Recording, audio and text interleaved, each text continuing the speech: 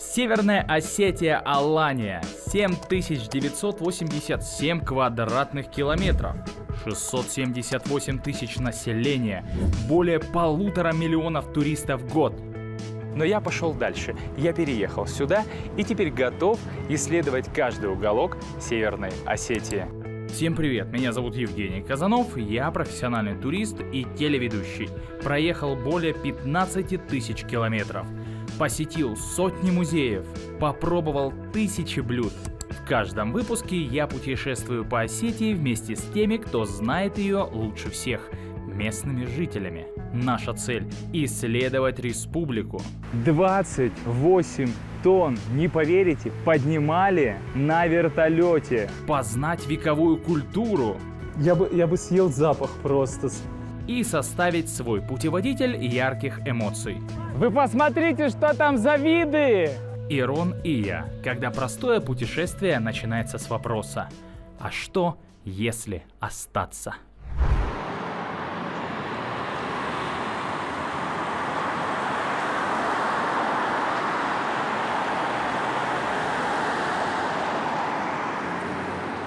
То дум моих бремя, то вещи фандыр, несу я как семя поэзию в мир.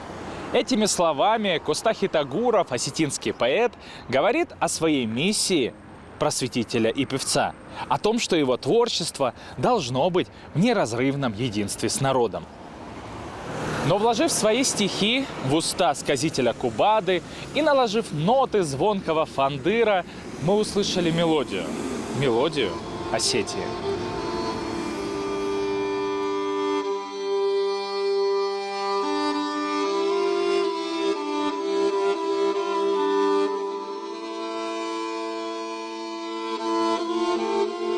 Сегодня я отправляюсь в путешествие по Осетии, чтобы услышать, как она звучит, и познакомиться с музыкальными инструментами. Я беру с собой фотоаппарат, дневник путешественника и открытое сердце, потому что без него музыку не понять. Услышать можно, но почувствовать нельзя.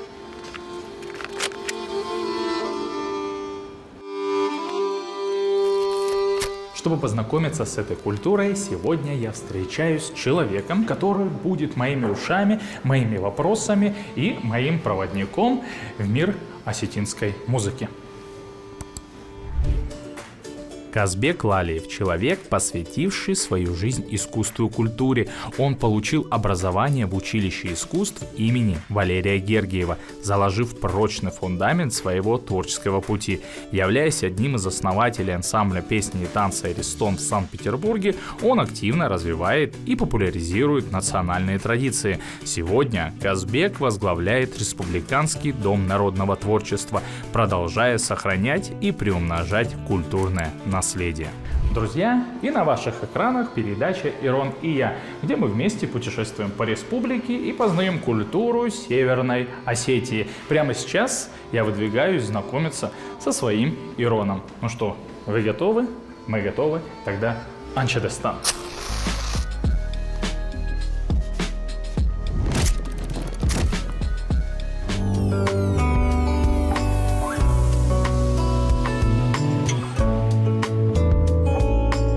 Казбек, я очень рад, что мы с вами встретились. И, во-первых, я рад, что вы согласились быть моим проводником. Да, для меня это много чего стоит. Расскажите буквально немножко о себе. Что для вас вообще вот музыка, музыкальные инструменты? Спасибо за то, что мы вместе, за то, что доверяете. И я рад быть частью вашей команды, вашей программы. И у меня корыстные цели. Я преследую цель, чтобы мы могли как можно ярче, глубже, лучше раскрыть тему. Вот с этим все и связано. А мы сейчас находимся в Ардоне, детская школа искусств. Почему именно отсюда мы начали свой путь? Ну, на самом деле, в какой район бы мы сегодня не уехали, куда бы мы ни попали, все будет правильно. Если так трактовать, то начало гармоники осетинской, которую мы сегодня видим и знаем, можно было бы начать с Ильхотова. Начало инструментов струнных, Ковых. Можно было бы начать с какого-либо ущелья. Куртатинское, Даргавское ущелье, Лагирское ущелье и тому подобное. В каждом селе что-то есть. Но так получилось, что здесь, в колыбели искусства, интеллигенция остинская, в городе Ардон была и семинария выдающаяся.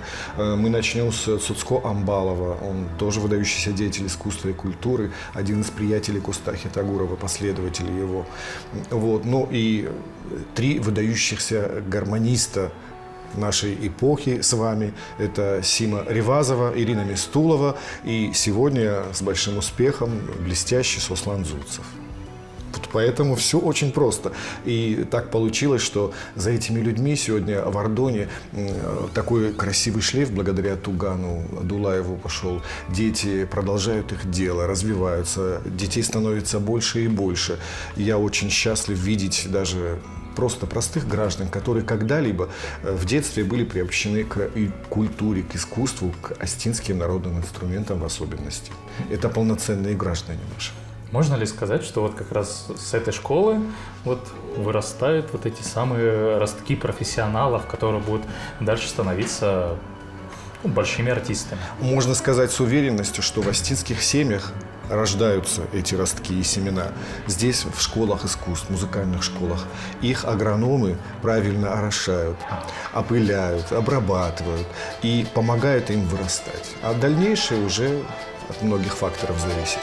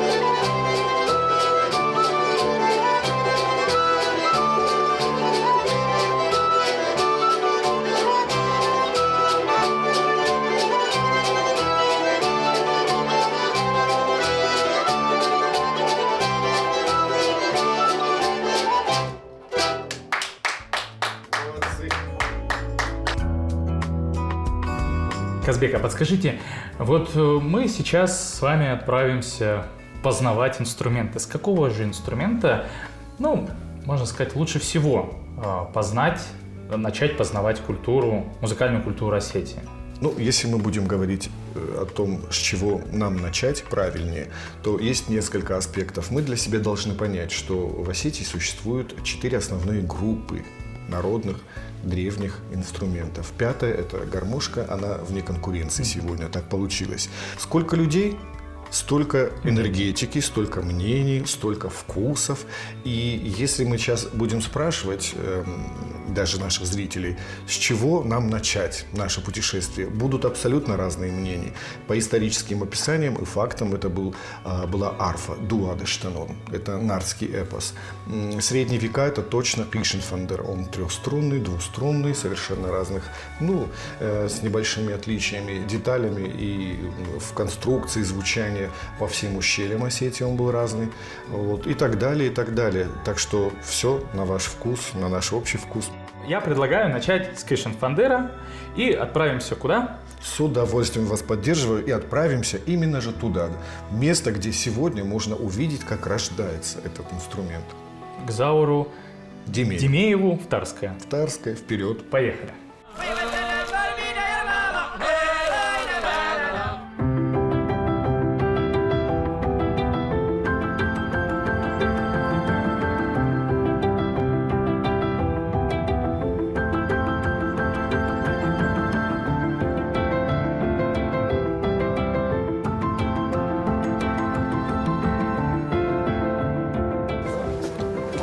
Слазмайка, ол куда?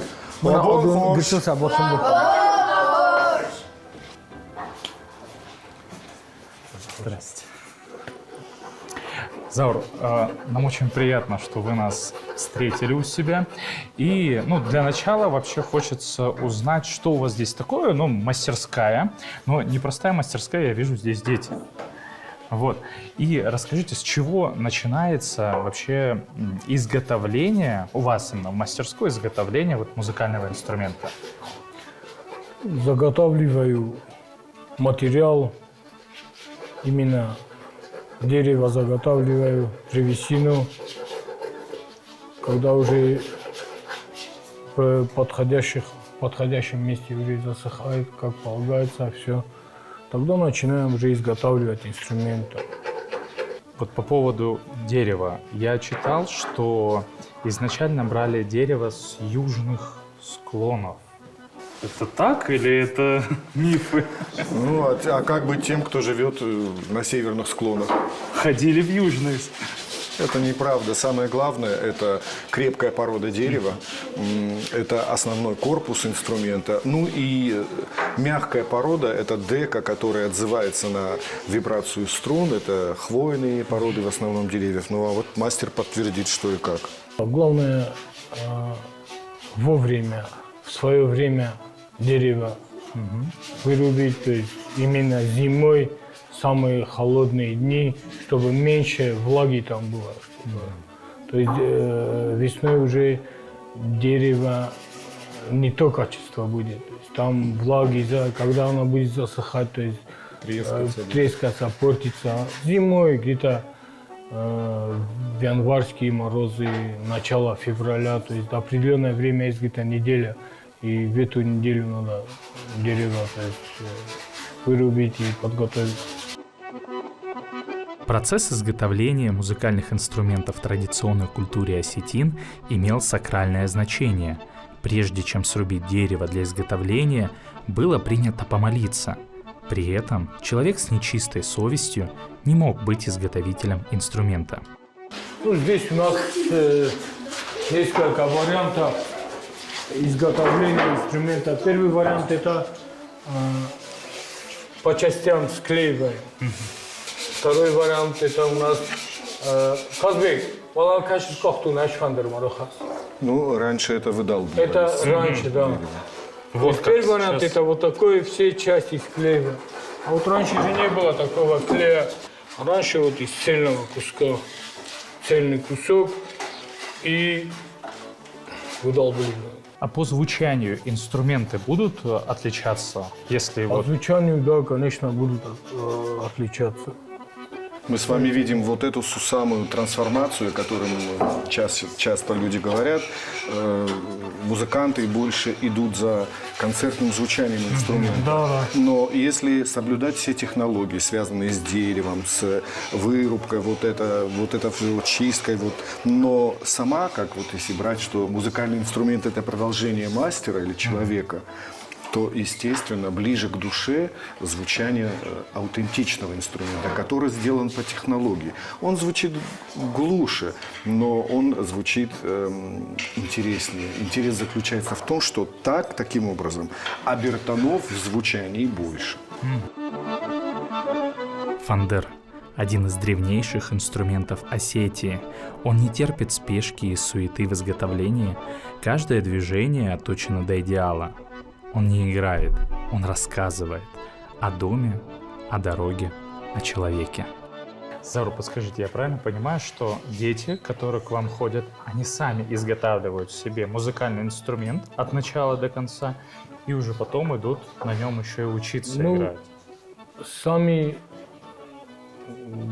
работа моя тоже где-то там 60-70%. Сам кто делает первый раз, я им помогаю, то есть где-то пока, если я чувствую, что где-то они не справляются, тогда я сам это делаю, чтобы их рука тоже была приложена. Второй раз, если я не буду делать, конечно, полегче. Второй, третий, четвертый раз. И здесь есть некоторые инструменты, которые я не подпускаю. Дети играют на инструментах которые они знают изнутри, как они сделаны. Это прекрасная идея вообще. Это первое. Во-вторых, дети, работая руками, развиваются больше. А в-третьих, у них идет контакт с растительным элементом. Они развивают свой интеллект более чем уверенно. Они развивают дружбу. Ну, А что может быть социализация, лучше? Работа, да, работа как-то сплачивает.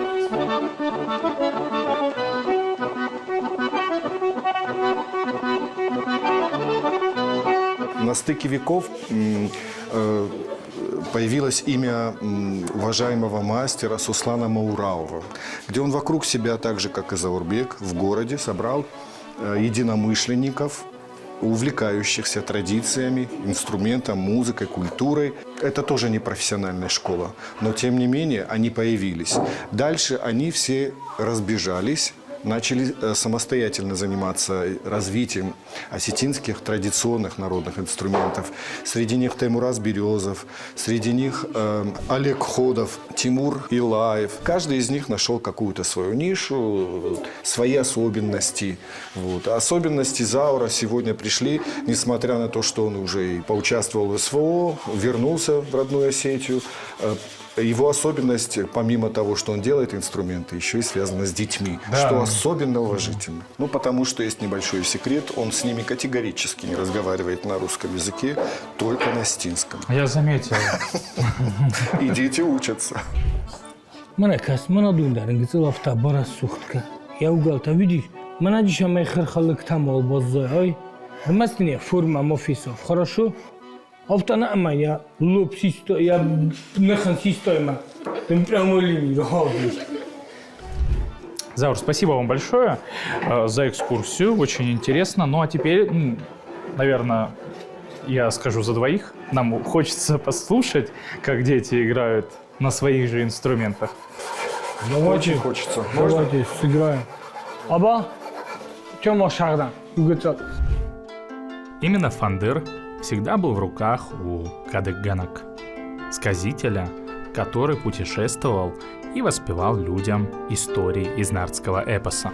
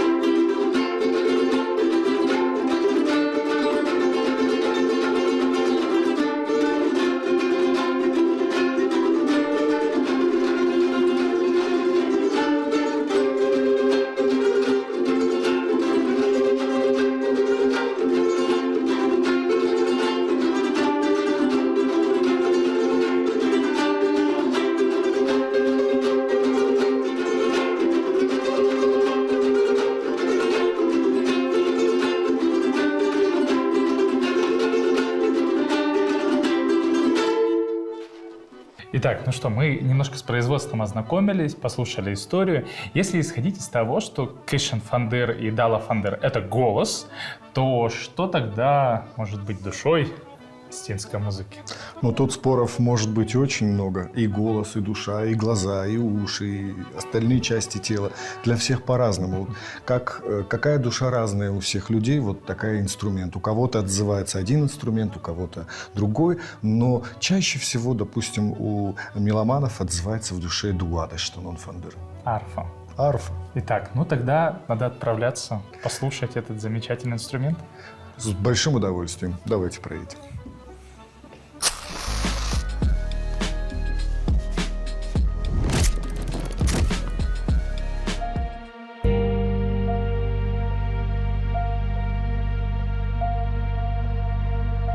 после переезда, после мастерской, знаете, хочется такого уюта, хочется тепла, тишины, согреться чуть-чуть. И вот как раз в этой тишине, я думаю, очень будет приятно слушать, можно сказать, один из самых главных инструментов Деодаштан Фандыр. И Мила, здравствуйте. Да, очень приятно, что вы нас встретили, приютили. Вот так все очень красиво. Расскажите нам сначала чуть-чуть о себе, пару слов, как вы пришли к этому инструменту. Я всегда хотела играть на каком-то национальном инструменте. Мне очень нравится вообще национальная культура, наша музыка. Меня родители с самого детства вообще приучали. То есть папа включал осетинскую музыку, то есть это все как-то из детства. И когда я уже стала постарше, у меня появилась такая идея, мысль. Мне очень нравился Деодаштан Фандыр. Я искала преподавателя, кто может научить играть на этом инструменте. В соцсетях я нашла Натию Тидееву, написала ей. Натия Тидеева, композитор, музыкант. Она мне ответила, согласилась меня обучить, за что я ей очень благодарна. Вот уже 2 года я сама играю на этом инструменте, что-то подбираю сама, что-то разбираю, какие-то мелодии. Вот. Такой инструмент не мог появиться благодаря искусному мастеру. Он должен был возникнуть необычным образом и на трагичной волне. Ну, вообще Деодаштан Фандыр, он такой сакральный инструмент для осетинского народа. Он играет вообще важную роль в культуре нашего народа. Фандыр в эпосе — это вообще соединение божественного с земным. Вообще мы как на нем играем? Деодаштан Фандыр, он состоит из 12 струн. Мы кладем его обычно на колени, так, чтобы басовые струны были направлены к исполнителю. И фандыр вообще он тесно связан с нартовским эпосом. Происхождение этого инструмента, оно вообще тесно связано. Его, скажем так, создатель, изготовитель этого инструмента по нартовскому эпосу — это Шардон. Есть такая история в сказаниях о том, как Шардон, пораженный гибелью своих 12 сыновей, вот у него было такое горе, и чтобы вот выплеснуть свое вот это горе, он создал такой инструмент.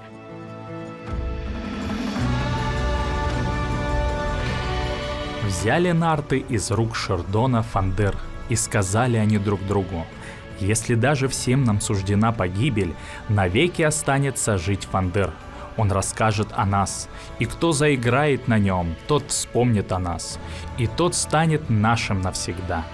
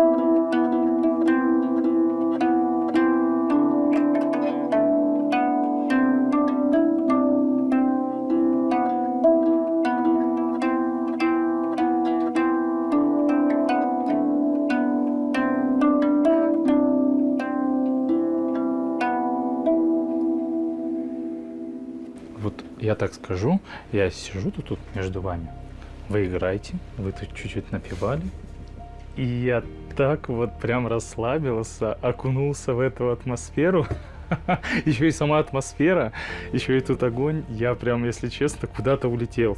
Я не то что в старину, а вот просто куда-то в космос улетел, и я такой, уже вы закончили играть, и я такой сижу, думаю, а уже надо же говорить. Очень красиво. А расскажите, только девушки играют на арфе? Или... Ну, к вашему высказыванию мы очень рады тому, что вы получили в Осетию прививку. У вас гены работают теперь, отзываются на осетинские народные традиционные инструменты. Вообще, учитывая то, что патриархат в нашем обществе был очень много веков, этим занимались только мужчины. Воины, Мы уже говорили о том, что это не было вот в таком смысле культура искусства, исполнительства, как сегодня. Это были на привалах, в перерывах между войнами, такие мужские соревнования, кто лучше сыграет, кто красивее споет, станцует и тому подобное. Поэтому в основном занимались мужчины, но в руках девушек эта арфа звучит совершенно по-другому. Ну да, то есть такая... Я, честно, не видел. Ну вот, я в принципе-то видел двоих человек, которые играют на арфе. Это все девушки как раз были. Но я не представляю, потому что, ну это же арфа, это же как-то вот такое все... я побоюсь сказать, женственное. Ну, в любом случае, даже если мы возьмем любой инструмент, он в руках женщины будет женским. Вот. Ну, а когда мы говорим вообще об истории, если мы даже и Садко возьмем, и былины возьмем, это всегда были мужчины, которые исполняли былины, сказки, рассказывали всякие истории. Это все мужское дело было. Женщине не полагалось. Хотя... Она дома сидела, вот как раз. Она занималась семьей, очагом, ей некогда было. Строила дома, она воспитывала детей, кормила людей, семью. А мужчины сидели... А мужчины воевали. Ну, я говорю, между войнами Да, они да, сидели. на привале у костра, заломилое дело. Ну, мы тоже с вами прям, Ну, как можно почти сказать, что, на да. привале. Да. Ну, может быть, мы еще что-то, если, Казбек, вы не против? Большим Мы- удовольствием. В сказаниях о нартах мы можем познакомиться с наиболее древними инструментами, которые и создают основу осетинской музыкальной традиции. Изучая сказания, мы видим, что песни, музыка и пляски составляли важнейший элемент древнеосетинского быта.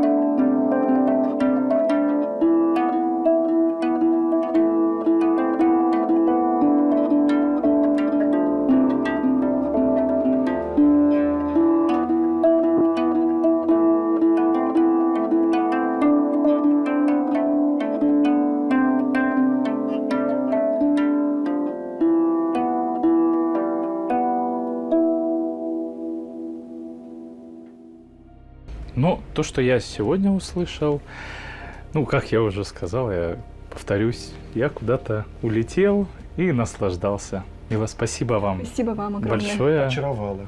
Спасибо большое. Не знаю, мы такие мужчины, мы растаяли. Спасибо вам большое. Спасибо большое. Казбек, смотрите, вот мы с вами и посмотрели, как делают инструменты, и послушали, как играют инструменты. Теперь, на самом деле, хочется что-нибудь самому Попробовать, да? В моем случае что-то полегче для меня. В моем случае я бы обязательно или 12-струнная, или Хиршенфендер гулять так гулять. Но для того, чтобы быстрее, легче, что свойственно мужчинам сегодня, это наши ударные инструменты доул. Тогда отправимся на мастер-класс. С большим удовольствием. Но для начала чайку.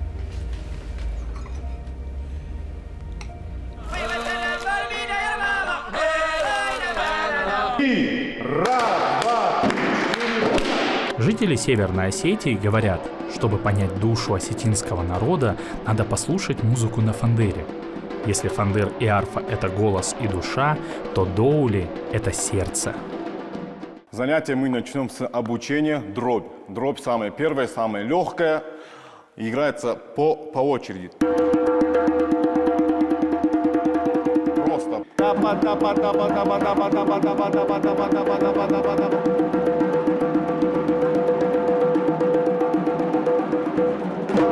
Точка. Дальше мы учим глухие и звонкие удары.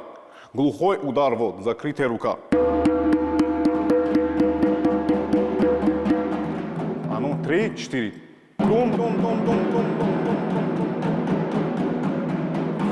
Есть звонкий. Удар идет вот по корпусу. Не пластик ударяем, а корпус. А ну, 3, 4. Стоп. Теперь делаем глухой и звонкий. Давай. Тум, да. Ты по пластику пришел. Барабан на меня смотрит. На меня должен смотреть, как и ты. Тум, да. 3, 4. Тум, да. Еще раз. Тум, да. Вместе. 3, 4. Тум, да. Тум, да. Тум, да. Все. Теперь учим марш. Марш. 3 удара. Раз, два, три. Раз, два, три. Раз, два, три. Раз, два, три. Раз, два, три. Раз, два, три. Раз, два, три. Раз, два, три. Раз, два, три. Та-па-там, та-па-там, та-па-там, та-па-там, та-па-там, та-па-там. Та-па-там, та-па-тум, та-па-тум, та-па-тум, та-па-тум, та-па-тум, та-па-тум, та-па-тум, та-па-тум, та-па-тум, та-па-тум, та-па-пам. Доули – древнейший инструмент из найденных на Кавказе. Ударный музыкальный инструмент народов Кавказа – род двухстороннего барабана. Когда звук и движение совпадают, рождается энергия, которую невозможно подделать. Всем привет! Встаем по линиям, готовимся. Сегодня у нас новые музыканты. Поехали, поклон!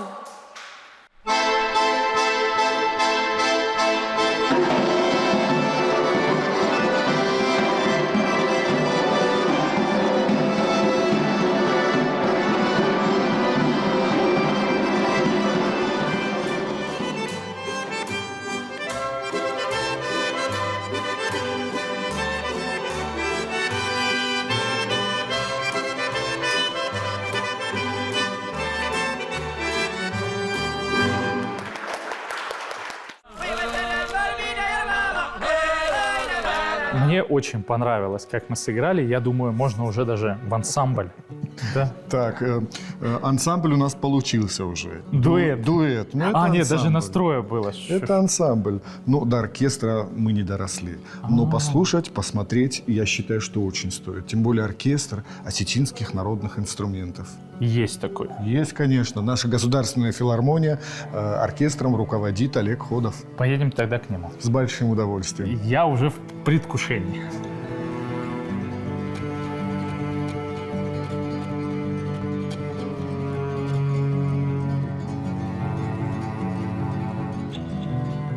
Во-первых, я хочу поблагодарить, Казбек, вас за знакомство с таким человеком. Олег, очень приятно с вами познакомиться. Расскажите про ваш коллектив. Вот. И, наверное, у меня такой сразу будет вопрос. Какую цель, какая миссия у вас? Сохранение, популяризация нашего фольклора. Привлечение молодежи к этому делу. Коллектив наш молодой, он сформировался в 2008 году. Сначала был на базе Краеведческого музея, как экспериментальный шел, а потом в 2009 году мы даем концерт, то есть выходим на публику, плюс там такая интересная вещь была, мы сделали полностью экспозицию на первом этаже, то есть от наших старинных инструментов, и вот на первом этаже. И вот как идет эта экспозиция, на второй этаж поднимаясь, и во что это потом превращается. За эти годы, конечно, мы многое повидали, как говорится. Но самое главное, конечно, миссия любого коллектива, да, любого региона – сохранение и популяризация своего родного. Молодежь охотно идет? Конечно, молодежь сейчас тянется очень сильно. Она и тогда тянулась, но я, как сказал мой профессор, если ты вкусно преподаешь, это как кухня. как явление. Когда вкусно, тогда вкусно. Если ты преподаешь это ее вкусно, они, естественно, это возьмут. Вы на самом деле так сейчас вкусно вот это все рассказали, как до этого вы сказали, вкусно преподавать. Ну, хочется услышать. Ну, давайте послушаем. Сейчас у нас как раз будет репетиция, и вы все это воочию увидите и услышите. С удовольствием.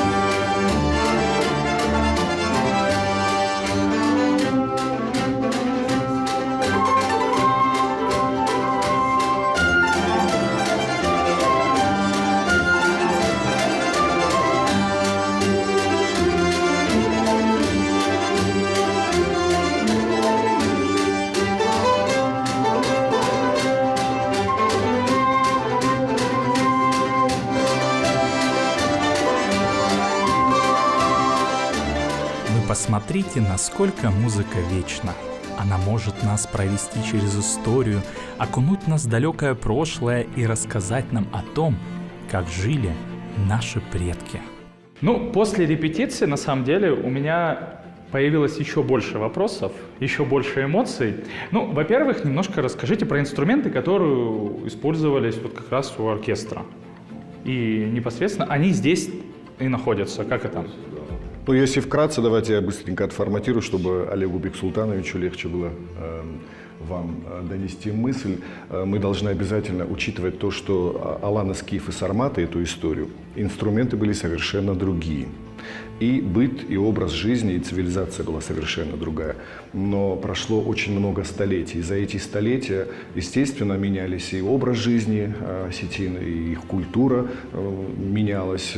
Потом у нас было татаро-монгольское нашествие, мы все ушли в горы, там совершенно другие условия и звучания, и возделывания этого всего. Были инструменты, которым было и 300 лет, и 200 лет. Их берегли как зеницу ока, их передавали из поколения в поколение.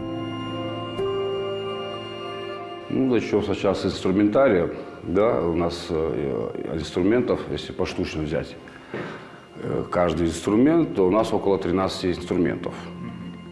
То есть это духовые, смычковые, щипковые, самозвучащие и пневмонические, как это, да, инструменты. Например, Кришн Фандыр я вам сейчас могу показать, что было и во что, как говорится, выливается. То есть дело в том, что изначально как бы инструменты, вот если вы видите, да, тут дека его верхняя, она сделана из животного, это, да, кожи, да, естественно, это корпус долбленый, да, двухструнный инструмент.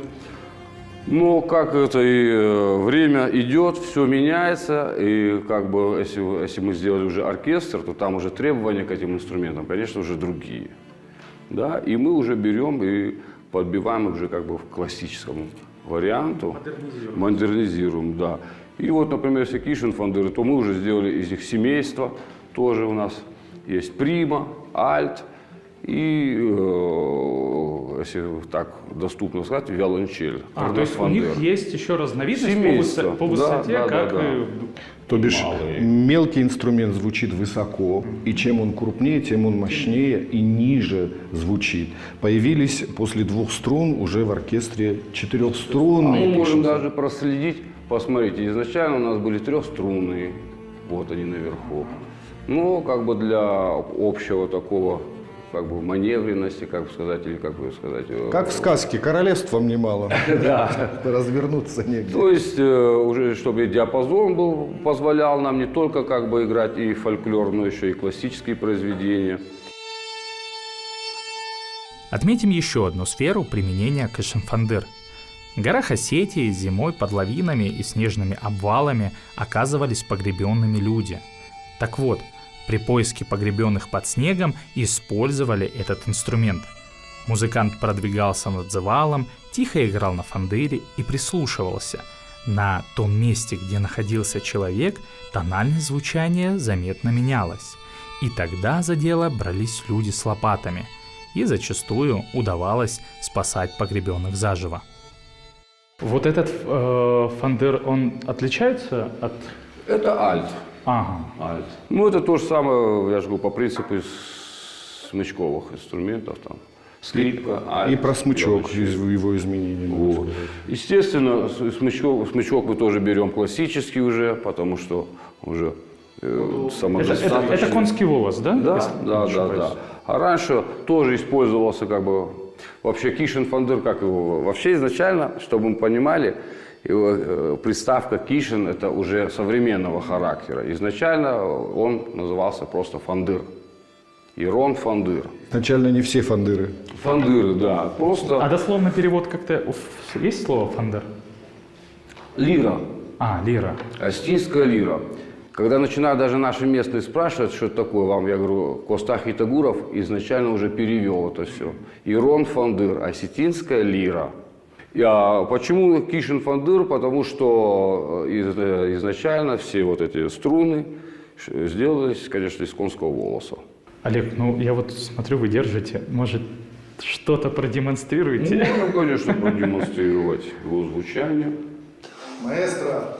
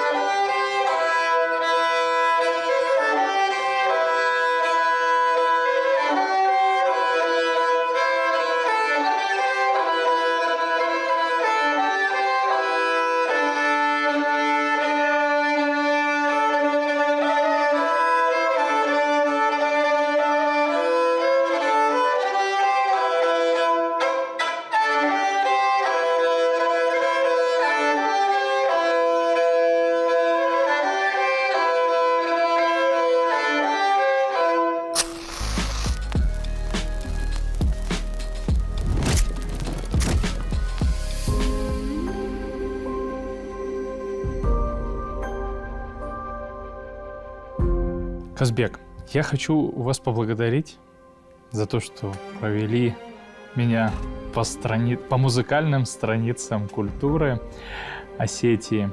И у меня вот такой вопрос. Будет очень так интересно звучать. Какая главная мысль звучит в осетинской музыке? Спасибо большое за то, что пригласили. Мне было очень интересно с вами, с вашей командой. Спасибо за интересный вопрос. К счастью, однозначного ответа не существует и не может быть, потому что так же, как и пристрастие к музыкальным инструментам, у каждого как-то что-то свое. Если с высоты прожитых лет и опыта работы, то тоже нету такого простого ответа. Все зависит от того, от контекста, от времени, от людей. Самое главное, меня радует то, что осетинские народные музыкальные инструменты живут сегодня. Они не канули в лето благодаря многим самоотверженным, беззаветно любящим это дело людям. Я рад тому, что звучат песни про героев, звучат эпические песни, они живут. И я тоже вместе с ними буду стараться делать так, чтобы наши внуки их услышали, полюбили, их геном дал ответ на эти звуки, эти песни, и они, в свою очередь, тоже могли дальше нести эту культуру. Спасибо большое. Спасибо, Казбек. И у меня есть такая традиция. У меня есть мой дневник путешественника. Вот как вы видите, здесь много что написано, много фотографий.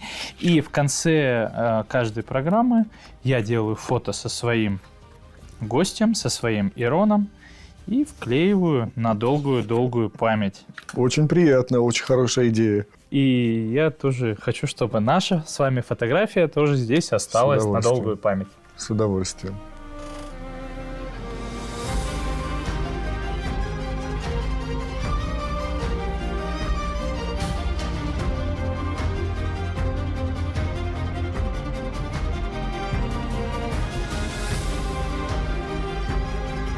Дорогой дневник, в моей жизни музыка была всегда. Музыкальная школа, рок-группа, постоянно любимые треки в наушниках. Но сегодня она стала для меня машиной времени, которая перенесла меня в прошлое, рассказала про быт, про людей, про жизнь. И если однажды ты приедешь во Владикавказ, ты обязательно ее услышишь. Просто замедлись, прислушайся, и зазвучит она. Мелодия Осетии.